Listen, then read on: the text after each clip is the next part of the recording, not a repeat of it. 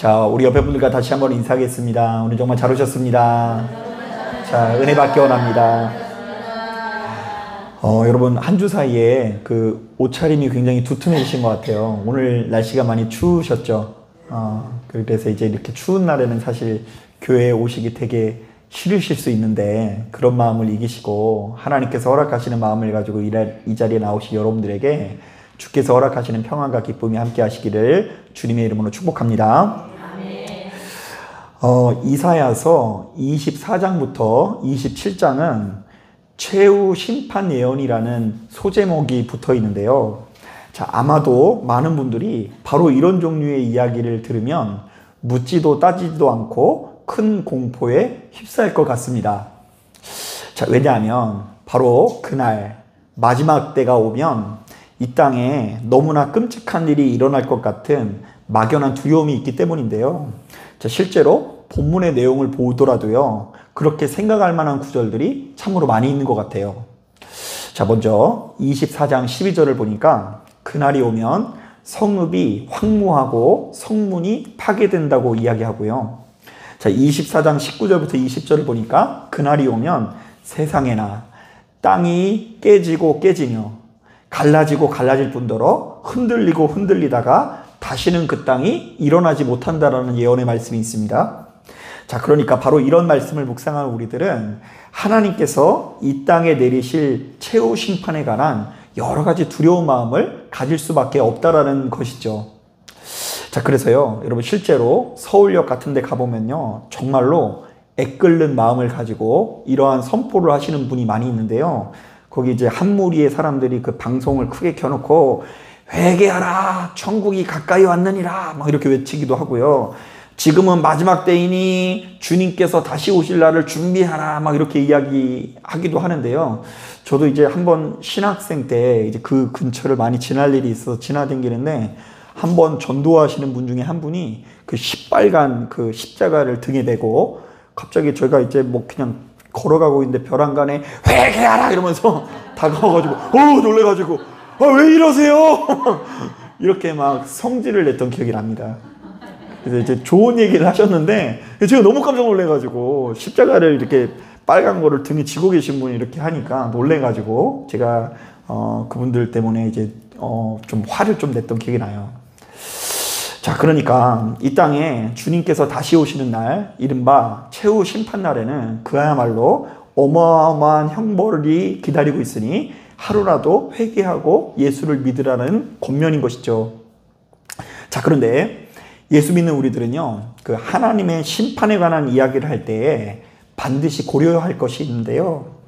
하나님께서는 때때로 우리들의 죄값에 따라 무서운 심판을 내리시는 분이긴 하지만, 하나님께서 우리들에게 내리시는 이 심판에는 너무나 특별한 목적과 방향을 가지고 있다는 것인데요. 자, 결론부터 이야기하면 바로 이 심판들은 단순히 이 땅에 고통을 가져다 준다거나, 자, 이 세상의 모든 것을 끝장내기 위한 심판이 아니라 이 땅을 다시 정화시키시고 회복시키시고 치유하기 위한 심판이라는 것입니다.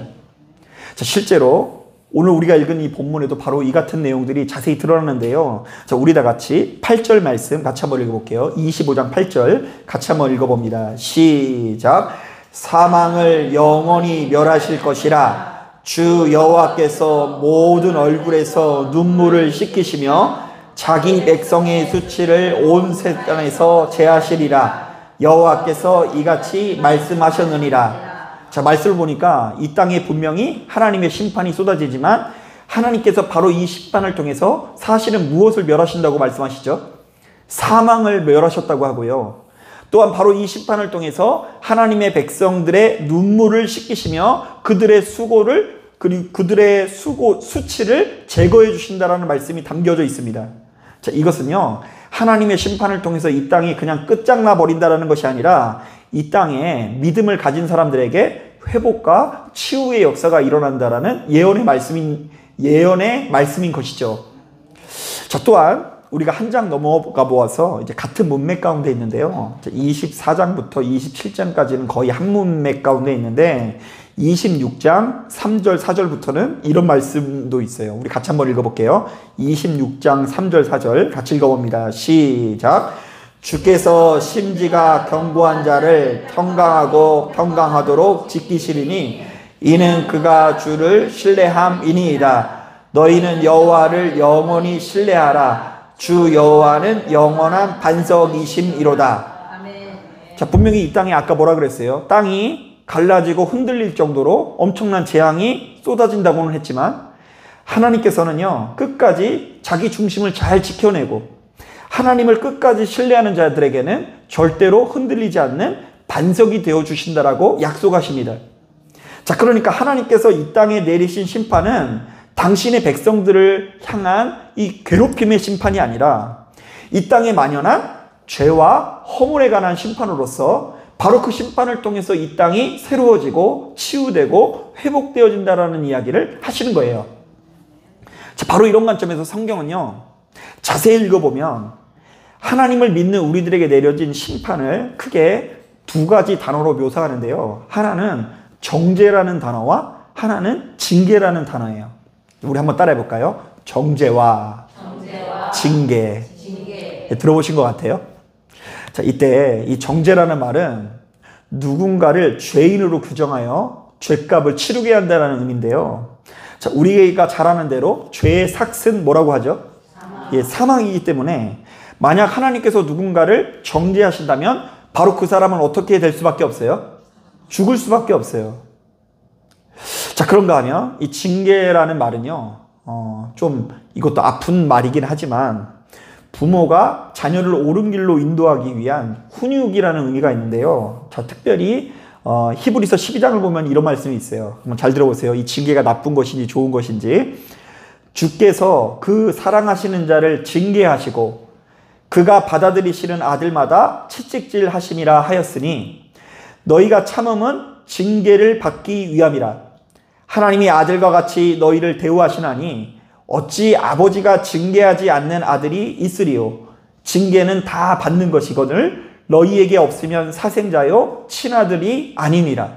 자, 이렇게 들어보니까 징계가 좋은 것 같아요? 나쁜 것 같아요? 좋은 것 같죠? 아버지 되신 하나님께서는 자녀된 우리들이 바른 길을 갖도록 우리를 훈육하시고 때로는 그 회초리를 들면서 우리들을 좋은 곳으로 인도하신다라는 이야기입니다. 자, 바로 이런 차원에서 고린도전서 11장을 보면 우리가 예수 믿고 구원받게 된 바로 이 은혜의 섭리를 이렇게 소개하기도 합니다. 잘 들어보세요. 우리가 판단을 받는 것은 주께 징계를 받는 것이니 이는 우리로 세상과 함께 정죄함을 받지 않게 하려 하심이라. 자, 쉽게 말하면 하나님께서는 우리가 정죄당하지 않도록 우리들을 징계하시는 하나님이시라는 것입니다. 자, 정죄받으면 어떻게 된다고요? 죽어요. 우리가 믿음 가운데 있지 않고 죄된 본성에 이끌려 살면 죽을 수밖에 없습니다. 자, 그런데 하나님께서는 그런 우리들을 정죄하지 않기 위해서 수시로 어떻게 하신다고요? 징계하신다라는 이야기죠. 자, 한번 더 따라하겠습니다. 하나님의 자녀된 우리들은 세상과 함께 정죄받지 않고 수시로 징계를 받을 뿐이다. 예, 그렇다고 한다면 여러분, 여기까지의 내용을 꼼꼼히 묵상한 여러분들은요, 우리들의 신앙이 깊어질수록 이 땅에 내려질 최후 심판들, 여러분 가만히 보면 기후가 좀 이상해서 좀 무서우세요? 아, 추워요? 제가 전혀 의외의 답변을 들어가지고 좀 놀라운데, 요즘에 막 그런 얘기들 많이 하잖아요. 막 저쪽에서 전쟁이 나고 저쪽에서 전쟁이 나가지고, 야, 마지막 때가 다가왔다. 내지는 이 기후 변화로 인해 가지고 뭐 극지방에 있는 얼음이 녹아가지고 이제 마지막 때가 얼마 남지 않았다 이러면서 너무 무섭다고 막 하잖아요. 땅이 깨지고 갈라지고 흔들리는 역사가 지금 눈앞에 막 나타나는 것 같은데, 그런 모든 역사들을 보면서 마냥 두려워하고 무서워하기 전에 사실은 그 하나님께서 지금 나를 얼마나 아끼고 사랑하시는지를 가슴 깊이 깨달아야 한다는 것입니다. 자, 이른바 하나님께서는 정말로 애끓는 사랑의 마음으로 우리를 징계하시되 우리가 좋은 길로 나아가길 원하시는 하나님이라는 것을 가슴 깊이 깨달아야 한다는 것이죠. 자, 우리가 수시로 기도하면서 바로 이러한 확신이 견고해지지 않으면요, 눈앞에 아주 작은 고난이 찾아와도 좌우로 요동치는 삶을 살 수밖에 없는 것입니다. 왜요? 어떤 경우에도 나를 아끼고 사랑하사 포기하지 아니하시는 하나님의 사랑을 전혀 알지 못하니 작은 바람만 보여도, 작은 고난이 다가오고 작은 장애물만 다가와도 이런 내가 뭔가 잘못한 것 같고 하나님께서 나를 버리신 것은 아닌가 하는 두려움에 휩싸일 수 있다는 것입니다. 실제로 말씀을 준비하면서 곰곰이 생각해 보니까 저도 역시 마찬가지예요. 제가 하나님 앞에 얼마나 사랑받는 존재인지, 그리고 하나님께서 이 자리에 계신 성도님들을 얼마나 아끼고 사랑하시는지, 그리고 우리 예진교회를 얼마나 아끼고 사랑하시는지를 잘 모를 때는요, 얼마나 불안하고 초조한 것이 많은지 몰라요. 오늘따라 날씨가 추워서 그런지 제가 무슨 말만 할 때마다 우리 성도님들이 아멘을 좀 안 해주시는 것 같아요. 그러면요, 그것이 좀 불안한 마음이 들고요. 그리고 분명히 지난주에는 조금 더 인원이 많이 온 것 같은데 이번 주에 좀 인원이 안 온 것 같으면요, 괜시리 두렵고 무서운 마음이 들기 십상이더라고요. 그런데다가요, 이제 가장 크게 좀 영향을 받는 게 뭐냐면, 목사들은요, 설교할 때 뭐 많이 웃어준다거나 아멘 소리 크게 하시면 막 굉장히 좀 이렇게 힘이 나고요. 그렇지 않을 때는 움츠러들 때가 있는데요. 이것이 바로 우리가 다 육의 존재인지라 눈앞에 보여지는 반응에 치우친 거죠. 자, 그런데 사람이 많이 오든 안 오든 하나님께서 우리 교회를 사랑하신다, 안 사랑하신다? 사랑하신다. 설교에 대한 반응이 어떻든 간에 지금 이 예배 가운데 하나님께서 우리와 함께 하신다는 것을 믿으니까요, 세상에나 그 험난한 코로나 시기를 무사히 지나온 우리 예진교회의 역사를 제가 목격하게 되었어요. 할렐루야. 여러분, 요즘 코로나 기간 동안 없어진 교회들 엄청 많은데 그나마 이제 우리가 없어지지 않고 이렇게 함께 모여서 건강한 공동체성을 유지하고 있다는 것이 얼마나 감사한 일인지 몰라요. 여러분, 이거 믿으시길 바랍니다. 눈앞에 아무리 큰 환난과 장애물이 다가올지라도 하나님께서 나를 아끼고 사랑하신다는 것은 이미 확증된 사실이요, 어떤 일이 있어도 변함이 없다는 것을 믿으시는 저와 여러분들이 되길 원합니다. 자, 이런 관점에서 설교를 준비하다가 문득 생각나는 예화가 하나 있는데요. 이런 발달 심리학자인 메리 에인스워스가 발표한 낯선 상황 실험이라는 아주 유명한 실험이 있습니다. 자, 바로 이 실험은 엄마와 아이 사이의 애착 관계를 알아보는 시험인데요. 자, 먼저 엄마와 아이가 낯선 놀이방에 들어섭니다. 자, 그러다가 잠시 후 낯선 사람이 들어와 엄마와 이야기를 나눕니다. 자, 그런데 갑자기 엄마가 방을 나가고 낯선 사람이 그 아이를 위로합니다. 자, 그리고 마지막으로 엄마가 다시 돌아와 그 아이를 위로해 줬을 때 그때 이 자녀가 보이는 반응을 체크하는 실험이죠.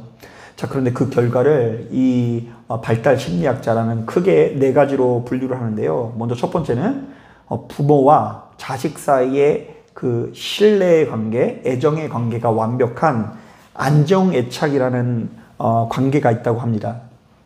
자, 그런데 이 아이는요, 자기 자신에게도 긍정하고 타인에게도 좀 긍정적인 마음을 가지고 있다고 하는데요. 자, 그 증거가 뭐냐면, 안정애착을 가진 아이는 엄마와 함께 있는 동안에도 적극적으로 낯선 방을 탐색을 하는 거예요.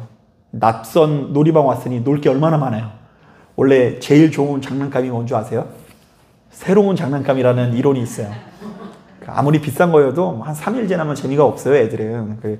새로운 장난감을 보고 흥분해가지고 엄마가 함께 있는 동안 낯선 방을 막 탐구합니다. 그러다가 엄마가 딱 나가면 당장에는 눈물을 흘리지만 엄마가 다시 돌아왔을 때는 너무 안도하면서 엄마한테 퍽 안기면 걔는 제대로 큰 거래요. 자, 그런데 그거 말고요, 저항 애착이라고 한 것이 있는데요. 이것은 자기한테는 부정적이고 타인에게는 긍정적인 태도를 말하는데요. 저항 애착을 가진 자녀는 놀이방에서 엄마와 좀처럼 떨어지려고 하지 않고 낯선 방에 있는 물건을 탐색하지 않으려고 한다고 합니다. 자, 그러다가 엄마와 분리되었을 때는 매우 큰 스트레스를 받다가 부모가 돌아오면 어머님을 향한 분노의 마음을 아주 강하게 표출한다고 합니다. 이제 3살밖에 안 됐는데 거의 뭐 욕하는 수준으로 엄마 왜 떠났어? 이러면서 너무 격한 반응을 보이는데 이것은 엄마가 자녀에게 일관성 없는 태도를 보였을 때 그렇대요. 그러니까 좀 좋을 때는 어이구 내 새끼 막 이러다가 좀만 마음에 안 들면 칵 해서 막 쳐다도 안 보고 막 이러니까 이 아이 안에 불안이 있어서 그 저항 애착이 형성이 된다고 하더라고요. 그런가 하면 3번째로 회피 애착이라는 것이 있어요. 자, 이것은 자기한테는 긍정적인 뜻인데 타인한테는 부정적인 태도를 말하는데요. 회피 애착을 가진 아이들은 혼자서는 잘 놀다가 엄마가 방을 떠났는데도 불구하고 별로 스트레스를 받지 않는다고 합니다. 원래 엄마가 좀 떠나고 나면은 좀 울어야 되잖아요. 그죠? 근데 엄마가 떠나도 별로 걱정을 안 해요. 그리고 엄마가 돌아와도 시큰둥해요. 뭐 갔다 왔어? 이런 반응을 보이는데 이게 좋아할 게 아니래요. 이것은 엄마가 지속적으로 자녀의 요구를 들어주지 않다 보니까 이 아이가 엄마는 원래 있으나 마나하는 존재구나. 엄마가 있다고 해서 도움되는 것도 없고 없다고 불편한 것도 없고 그냥 나 자신 내가 하고 싶은 거 살자 이래놓고 막 하는 아이들을 말한다고 합니다. 자, 그리고 이제 가장 이제 문제가 되는 아이가 있는데요. 혼란 애착을 가진 아이들이 있는데요. 이 아이는 자기도 부정하고 타인도 부정적인데요. 이 아이는 그저 낯선 상황 자체에 스트레스를 받고 불안감을 가지고 있어요. 그냥 지금 이 낯선 곳에 온 것 자체가 너무 못 견디겠는 거예요. 또한 엄마가 떠났을 때도 울고 돌아왔을 때도 울고 그 불안이 좀처럼 극복되지 않는데요. 엄마를 접촉을 하게 되면 그 부모에게 내가 지금 가서 안겨야 되는지 엄마를 피해야 되는지를 고민하면서 혼란스러워해야 되는데요. 이것은 자신의 엄마가 위로의 대상인지 아니면 나를 더 힘들게 하는 대상인지를 구분할 수 없기 때문에 그렇다고 합니다.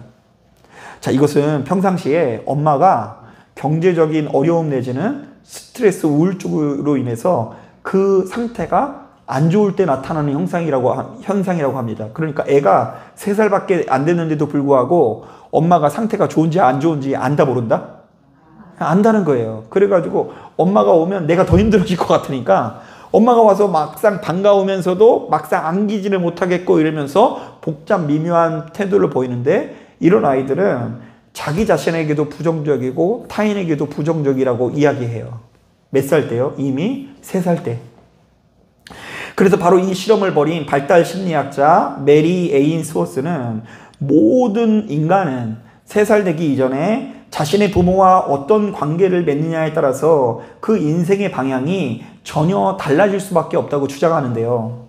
아이들이 자신의 부모와의 관계를 어떻게 쌓았느냐에 따라서 탐구심 내지는 도전정신 내지는 사회적인 능력 자체에 큰 영향을 받는다라는 이론입니다. 자, 그러니까 어린 아이들도 이제 3살밖에 안 된 이 어린 아이들도 부모와의 친밀도, 신뢰도에 따라서 자신에게 주어진 장애물들을 맞이하는 방식이, 낯선 환경을 맞이하는 방식이 너무나 큰 차이를 가진다는 것인데요.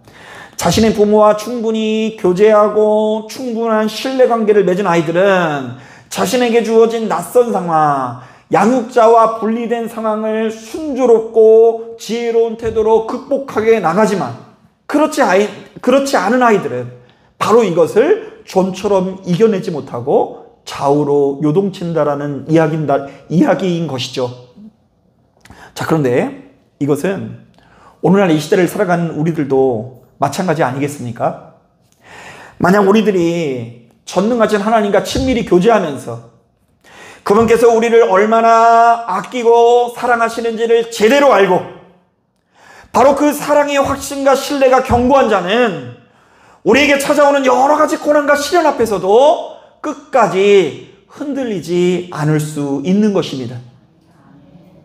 하지만 바로 그 사랑의 확신과 신뢰가 견고하지 않는 자는 우리에게 좀만 어려운 여러 가지 고난과 시련이 다가온다고 할 때마다 매번 별로 좋지 못한 반응들이 일어날 수밖에 없다라는 것입니다.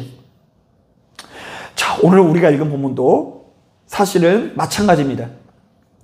하나님께서 이사야서를 통해서 가만히 보면 얼마나 무서운 이야기를 쏟아내시는지 모릅니다.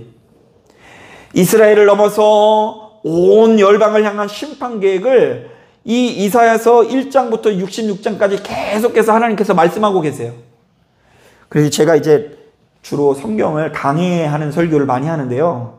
제가 한 번은 이사야서 1장부터 66장까지 강해 설교하다가 죽을 뻔한 적이 있어요, 한번. 왜냐면 이제 너무 비슷한 말씀이 이렇게 연거푸 나오니까 이제 이게 무슨 말을 하는지를 알겠는데 계속해서 내가 부숴버리리라. 내가 박살내버리라. 내가 벌을 주겠다. 그런데 꼭 그 벌만 주겠다는 얘기를 하는 게 아니라 그럼에도 불구하고 내가 남은 자를 회복시켜 줄 것이다.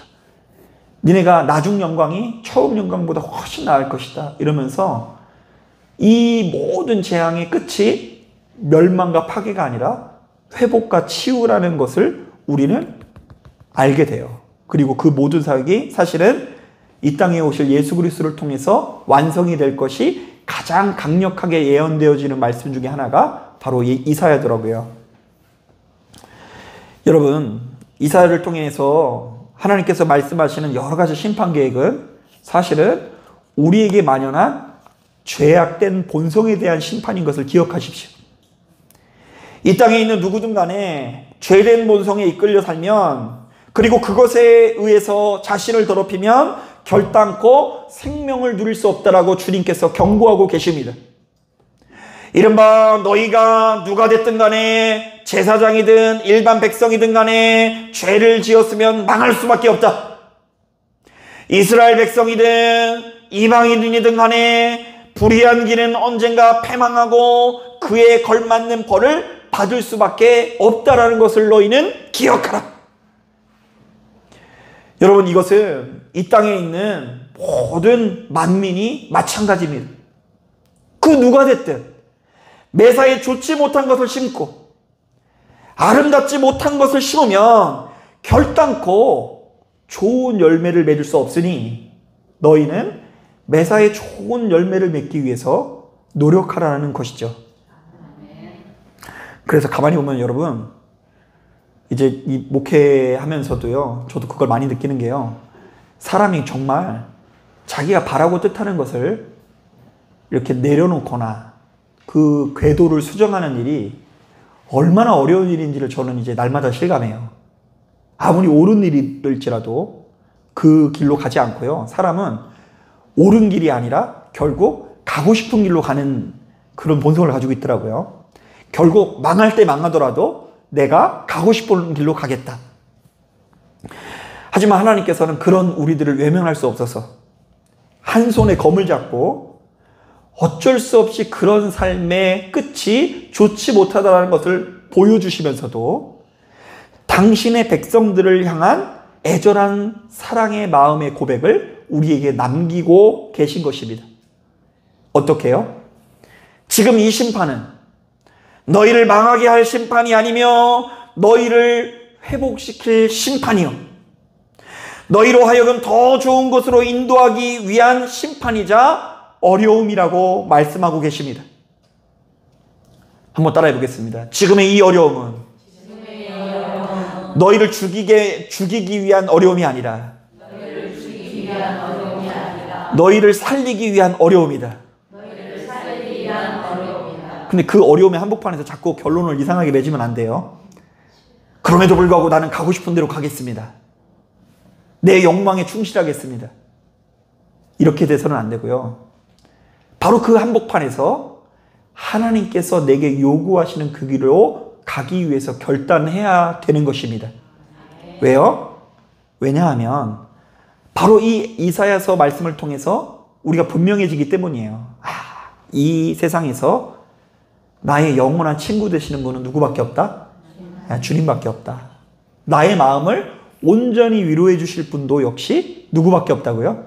하나님밖에 없다. 그 애절한 사랑을 보면서 우리는 초대장으로서 이 성경을 읽게 되는 거예요. 야, 그래, 우리는 이제 하나님께 나아가야 되는 거구나. 여러분, 우리는 성경을 묵상하면서 바로 이러한 하나님의 의도를 제대로 읽고 우리의 인생을 잘 경영해야 되는데요, 때로는 우리의 인생이 뜻대로 흘러가지 않고 그야말로 사방에서 고난과 괴로움이 몰려올지라도 나를 향한 하나님의 사랑이 흔들리거나 괜시니 큰 두려움에 사로잡혀서는 안 됩니다. 그러면 그럴수록 더 주님께 나와서 하나님의 이름을 붙들고 기도해야 되는데요. 결국 기도는 누가 하게 되는 줄 아세요? 제가 몇 번 얘기했는데요. 기도를 쾌락으로 여기는 사람이 기도를 하게 돼 있어요. 목사님 너무 어떻게 그렇게 심한 얘기를 하세요? 이렇게 얘기하는데 쾌락이라는 말을 그렇게 오해하지 마시고요. 좋아하는 거. 기도가 좋아서 하는 사람이 잘하게 돼 있어요. 기도를 안 하면 무서워서 하는 게 아니라 기도하는 것이 어때서요? 좋아서. 기도하는 것이 쾌락일 때 그것에 더 깊은 진수로 나가서 누릴 수 있다는 것입니다. 사람은 결국 자기 유익을 쫓아서 즐거움을 쫓아서 나아가는 존재예요. 자, 저는 이런 점에서 로마서 8장에 나오는 말씀이 일종의 우리에게 주어지는 초대장처럼 느껴지는데요. 잘 들어보세요. 너희는 다시 무서워하는 종의 영을 받지 아니하고 양자의 영을 받았으므로 우리가 아빠 아버지라고 부르짖느니라. 야, 예수 믿고 기도가 더 재밌어졌대요. 왠지 아세요? 이전에는 우리는 하나님을 주님이라고 고백하고 우리는 종이어서 하나님을 좀 어떻게 했다고요? 무서워했대요. 그럼 무서워한 상태로 기도하려니 얼마나 그 기도가 힘들어요. 기도 안 하면 날 죽이시면 어떡하나 하는 마음을 가지고, 내가 더러워졌으니 나를 죽이시면 어떡하나 하는 마음을 가지고 하나님과 관계를 맺었는데, 이제는 그 전능하신 하나님을 아빠라고 부르게 된대요.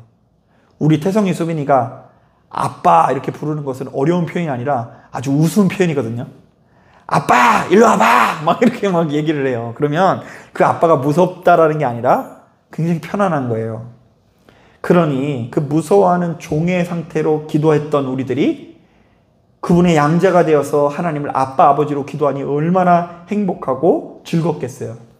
그런데 이것을 잊어버릴까 봐 성령께서 우리 안에서 계속해서 말씀하시는 것이 있대요. 계속 들어보세요.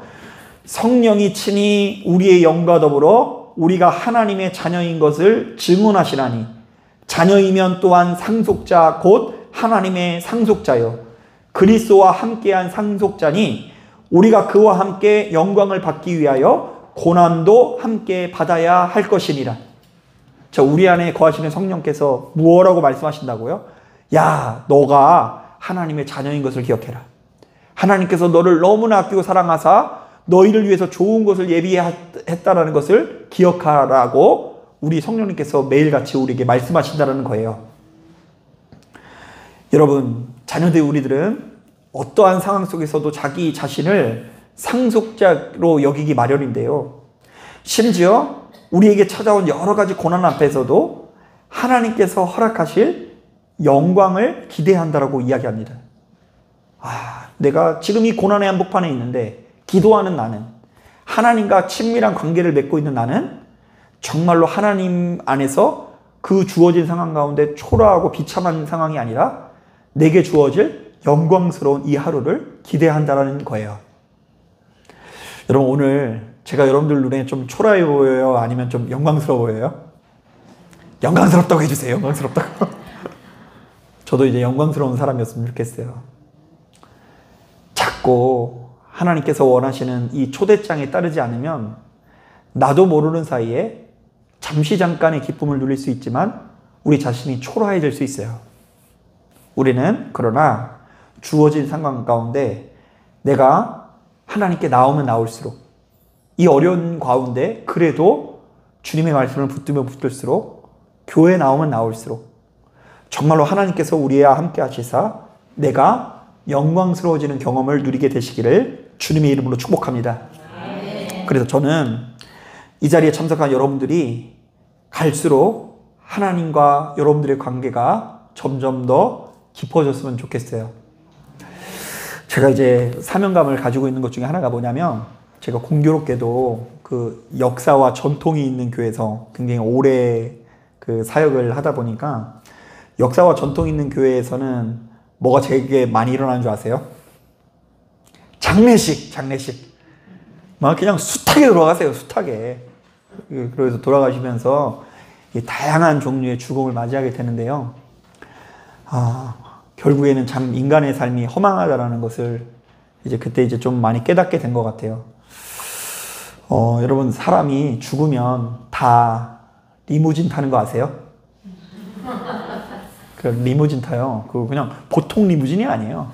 얼마나 긴지 몰라요. 여기서 보면 저기까지 있어요. 그리고 여러분, 죽을 때는, 죽고 나면 사람이 아파트 사는 거 아세요? 그 아파트 층수에 따라 다 달라요. 이렇게 그 6월 1층, 2층, 3층 그 층수마다 진짜 달라요. 보이느냐 안 보이느냐에 따라서 다르고, 바람이 통하느냐 안 통하냐, 창문이 있느냐 없느냐에 따라서도 뭐 다르다는 얘기를 들은 적도 있어요. 그런데 그게 무슨 소용이 있겠어요, 그죠? 그게 무슨 소용이 있냐고요. 그나마 그렇게 돌아가신 이후에 자유를 누리시는 분은 오히려 평안하실 수 있고요. 우리가 이제 레드선 해가지고 내가 원하는 때에 탁 눈 떠보니 여기가 하늘나라 이러면 얼마나 좋아요. 사람이 그렇지 않아요. 우리에게 주어져 있는 이 고통을 이기기 위해서 진통제를 막 쓰다가 나중에는 뭐 진통제 드는 것도 없고, 그래서 몰핀이라고 마약 성분의 그거를요, 뭐 가보니까 막 여기에 꽂고 계시더라고요. 여기 꽂고. 이미 그 성도님은 약의 기운에 의해서 하루하루를 버티셔서 나무 조각처럼 돼 있어요. 뼈밖에 안 남았어요. 그런데 여기에 그 몰핀을 걷고 고통을 이기는 와중에 뭐 입으로 넘기는 음식은 먹을 수 없고, 그냥 여기다가 이렇게 그 영양제 그런 거 해가지고 연명 하면서 나가는 거예요. 그 침상을 떠나지도 못합니다. 자신도 모르는 사이에 소변, 대변을 치르고, 전혀 나랑 알지 못하는 간병인이 그 모든 수고를 이렇게 뒤처리를 도맡아 해주면서 보냅니다. 자, 그런데 이제 저는 이제 그런 분들에게 찾아가서 신방을 가서 기도해 주면서 참 많은 생각을 하게 되더라고요. 1차적으로는 제가 믿음이 부족해서 있는지, 하나님, 제가 이렇게 기도해 주고는 있는데 마음 한켠에 이 기도가 지금 무슨 역사가 일어나겠습니까? 막 이런 생각도 들고요. 한 번은요, 너무 이 삶의 무기가 답답해가지고 막 그렇게 기도한 적도 있어요. 하나님, 좀 일으켜 주옵소서.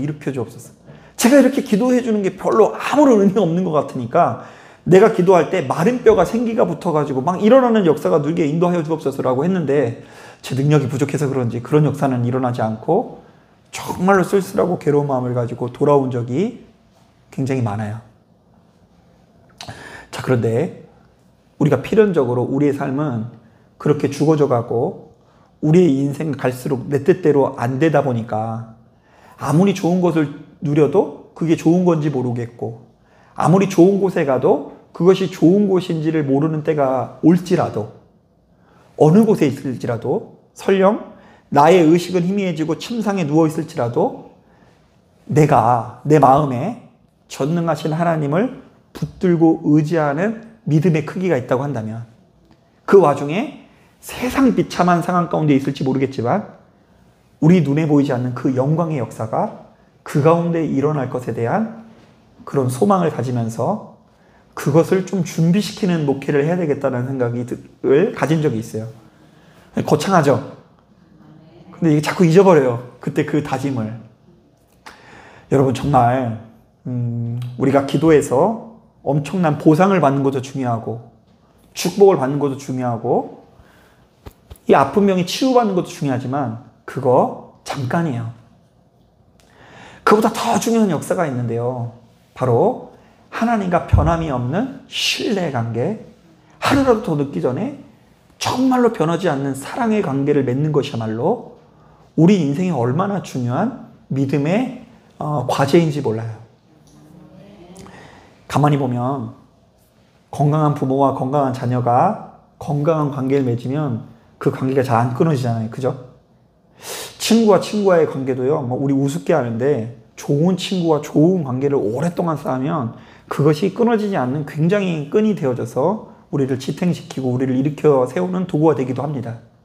자, 저는 사람과 사람과의 관계뿐만이 아니라 하나님과 여러분들의 관계가 날로 더욱 견고해져서 시간이 지나면 지날수록 어떤 순간이 놓여질지라도 하나님께서 허락하시는 영광의 능력을 경험하실 수 있는 저와 여러분들이 되기를 주님의 이름으로 축복합니다. 아멘. 자, 기도하겠습니다.